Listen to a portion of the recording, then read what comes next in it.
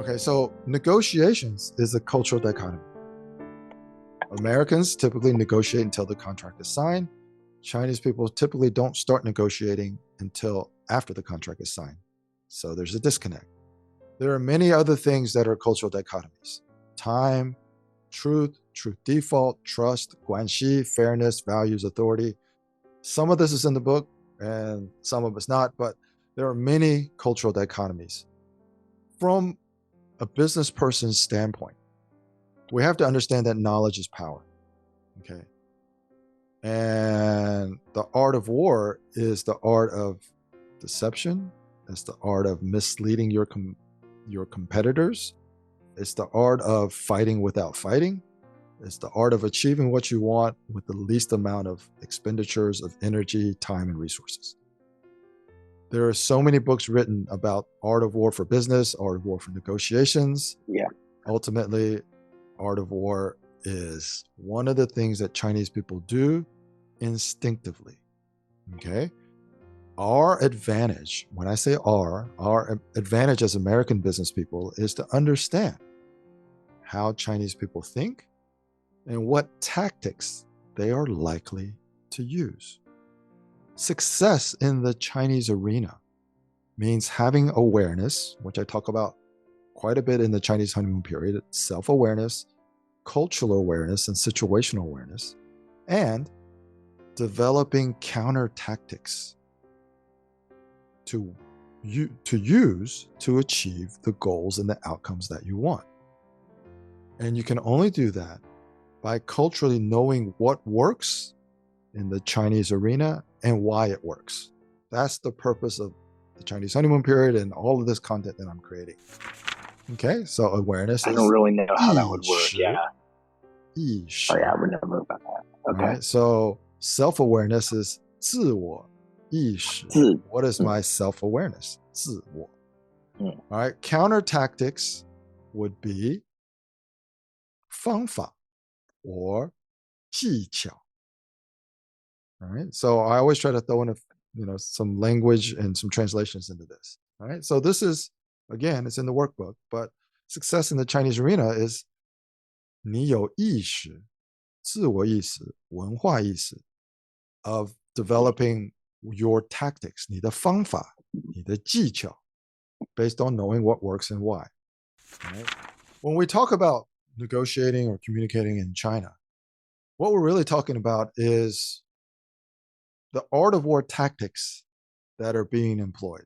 Okay, so I sometimes say know the China game and you can play the China game, or you can win the China game. Think of it as a game.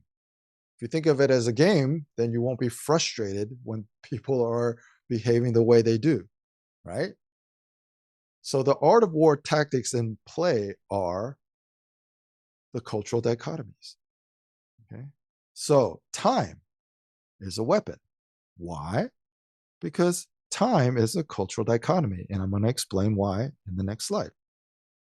Frustration is a weapon. When Westerners get frustrated negotiating or communicating with people in China, which they normally always do, that actually is a weapon that Chinese people are employing. They want you to be frustrated. Okay, because the person who has a low EQ, who gets emotional and frustrated and starts banging the table, that's the person that's going to lose. All right. And one of the things that frustrates us as Americans is Chinese people speak, they're very ambiguous. They're very non-committal. Sometimes you don't actually really know what they want and what they're talking about. They can't seem to answer a direct question with a direct answer. We talked about this in the last meetup, where there are multiple ways to ask a yes or no question, and each one will lead to a different result. So that'll be very interesting. So these tactics for Chinese people are instinctual, which means that the majority of the people who you encounter have never read The Art of War. It's an ancient document. Okay, they've never read it, but some of those tactics and strategies and communication styles are so embedded in Chinese culture that they become self-conscious. not deliberate. All right. So to give you a little bit of translation, time as a weapon is 时间观念。我们和中国人时间观念不一样。We have a different concept of time. All right. Frustration is 被激怒. Okay. If they can frustrate you by being non-committal, if they can frustrate you by being silent, if they can frustrate you by not being able to answer a yes or no question, if they can frustrate you by coming up with an excuse, just assume they're doing that because it creates an advantage for them. Ambiguity is a weapon, is 故意, deliberately, 故意, 不清不楚. It's deliberate, or it's subconscious, or it's cultural. It actually doesn't matter which one it is. It's how they engage, interact, and communicate. They're ambiguous, purposefully, deliberately, tactically, and culturally. Your advantage is understanding why it happens and how to get beyond the superficial statements and get to what you really want to get to. And we talk about that a lot in the last session. All right, so time, we're going to do an example. Why is time a cultural dichotomy? You would think time flows the same for everybody, but it does not. And the reason is when we look at time and we say it flows linearly, 1 hour in America is 1 hour in China. 1 year in America is 1 year in China. We're thinking in a very linear fashion. Okay.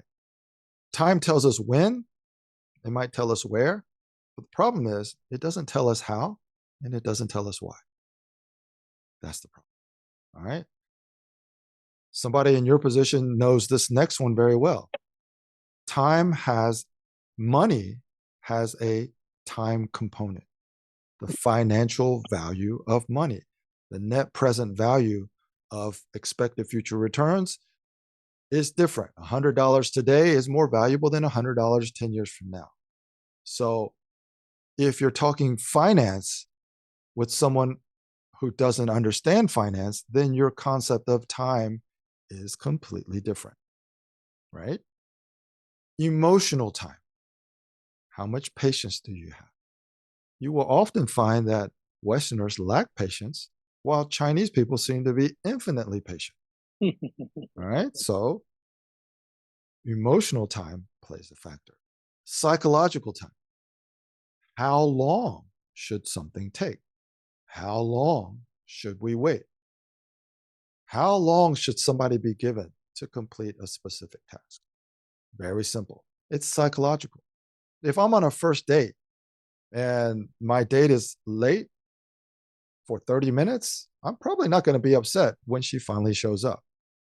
But if my son is late for 10 minutes and makes me wait, I'm probably going to be upset.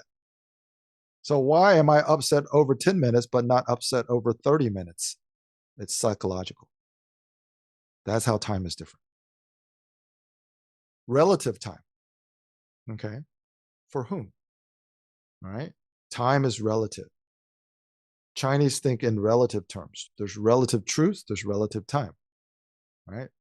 Who is actually looking at the clock and who is enjoying the process of doing whatever is being done. Personal time, again, arrive early, arrive punctual, arrive late. How much do you value your personal time? This is where most Westerners unintentionally create a disadvantage because we feel our time is valuable. We feel, I don't want to waste my time.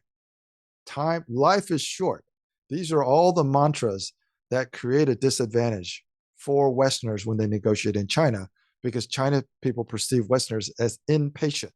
They can use time to create an advantage because Westerners have a tendency to get impatient. Do you exchange money for time, or do you exchange time for money? This is the value system. Do you value your time more than your money, or do you value your money more than your time? The real question is, when you're negotiating with people in China, is what do they value? And when you take all of these differences, China time to most Westerners is where everything just feels uncomfortable. It just feels uncomfortable. That's what we call China time, because everything is different. Everything is a dichotomy. Everything is from a different perspective. Everything is from a different value system. And the only way to overcome that is to ask yourself one question. When there are these contrasts, are you curious why Chinese people behave this way? Or do you tend to complain, why can't they behave a different way? If you're a complainer and someone who gets frustrated, you are creating an instant disadvantage. If you can activate your curiosity and understand why, then you can figure out how to counteract their tendencies. And I'll show you that in a second. Generally speaking, Westerners believe time is their most valuable commodity. However, when you let this mindset affect your attitude and your approach, it becomes a disadvantage. And let me tell you why. Because Chinese people believe, 我有的是时间. I have all the time in the world. So if you believe time is money, and if you're at a negotiations with someone in China and you say, come on, guys, time is money, let's stop wasting time, you're just telling them how to defeat. If you ever say in a meeting in China says, come on, guys, let's stop wasting so much time, you're creating a disadvantage for yourself. Because basically what you're saying is, this is my weakness. I value time more than anything. Whereas the people in China will think, well, 我有的是时间. I got all the time in the world. That's where my advantage comes from. And what happens is we become puppets to our China masters, thinking that we are superior because we have a different value system. But in practice, they are actually orchestrating how things will play out, because we have so many disadvantages created by our perceptions of what we believe is more valuable or most valuable. All right. The translation for puppet is, do you know? It's 傀儡. Oh, yeah, not even close. All right. So anyway, it's all in the workbook. Now, okay. How do you, now that I've kind of given you a very, very brief overview of some of these cultural dichotomies, especially related to time, how do we counteract this? How do we win at our negotiations when our Chinese people are behaving the way that they behave? Whether they've studied the art of war or it's just deeply embedded in their Chinese minds and their Chinese tactics and how they think. So I want to talk about what I call art of war counter tactics. How do we behave when Chinese people behave the way that they do? All right. First is, you have to learn to be vague intentionally. Why? Because when you are vague, you will compel the other side to actually do something. What happens in a typical negotiations between Westerners and Chinese people that is very frustrating for Westerners is Westerners will ask, okay, can you accept what I've proposed? Okay, and then the Westerner will be frustrated because Chinese people are very non-committal. And what will happen is Chinese people are non-committal, and then the Westerner will say, okay, let me offer them a little bit more. Okay, let me be a little bit more clear about this. Let me just put all the cards on the table. This is what we can give you. All right, no more. This is it. And then Chinese people, non-committal. Okay, so what happens is being non-committal is a negotiations tactic. Think about it that way. If I'm negotiating with another American, I would think, hey, you put your cards on the table, I put my cards on the table, let the chips fall where they may. This is how we can benefit each other. That's not how it works in China. Chinese people say, you put your cards on the table, I'm going to wait. You'll put more cards on the table. I'll wait a little bit more, and you'll put more cards on the table. That's what's happening. All right. So when you are intentionally vague, what it does is it says, instead of aligning on the specifics, what can I give you? What can you give me in return? What you want to do is you want to align on process, which means what do we need to talk about in order to move the process forward, as opposed to what do we need to talk about in order to agree on the specifics of the deal. That's the dichotomy. So your counter tactic is, if they're vague, just be vague. And we can get into examples of that. You also have to learn how to be silent deliberately. Westerners, the majority of Westerners have a tendency where they don't like awkward silence, which means if the Chinese people are silent, a Westerner cannot resist himself or herself, and they will start talking. Okay. Whenever you start talking and the other side is silent, you're actually creating an advantage for the other side. And you're also opening the door for a circular conversation. Because most of the time, when you break the silence, you're trying to add pieces to the offer that may be not directly related to the topic that's being discussed. And it opens the door for other things to be challenged. If you're talking about an offer, just be silent. Wait for the reaction to the offer. When you start adding things to the offer and say, oh, by the way, don't worry. If things go bad, we have customer service that'll be on call 24/7. They'll answer your questions. Then you open the door for, well, what's the guarantee for that? And that's not even, then suddenly you're not even talking about the offer anymore. You're talking about something that's not directly related to what you're trying to talk about. Okay, so that creates a disadvantage. It creates a circular conversation. So you want to be silent deliberately. And the final strategy is you want to be surprised pleasantly. Okay. And you want to do that because you want to give face and you want to strengthen Guanxi and trust. This is the 表面功夫 that we talked about in the other slide. Okay. Whatever the Chinese people say, the typical reaction for the Westerner is just to react authentically. If I don't like what you're offering me, my face will squint. I'll say, I'm not sure about that. That's okay.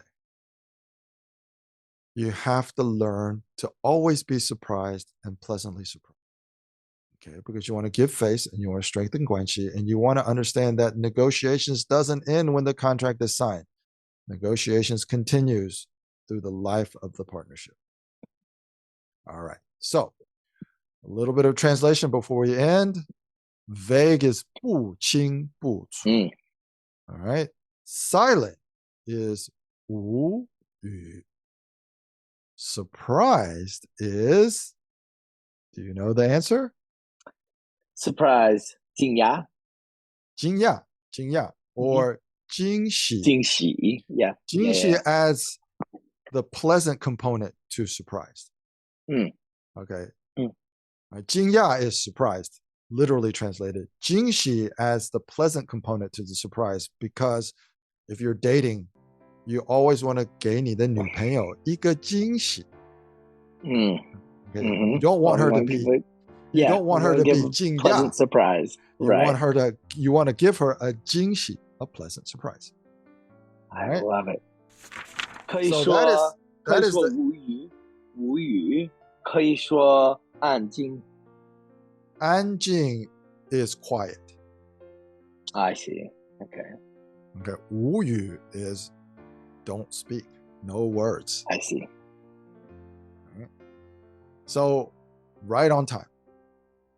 We didn't want to keep these sessions any longer than an hour. So cool. These are called 1 hour Chinese language and cultural immersion experiences.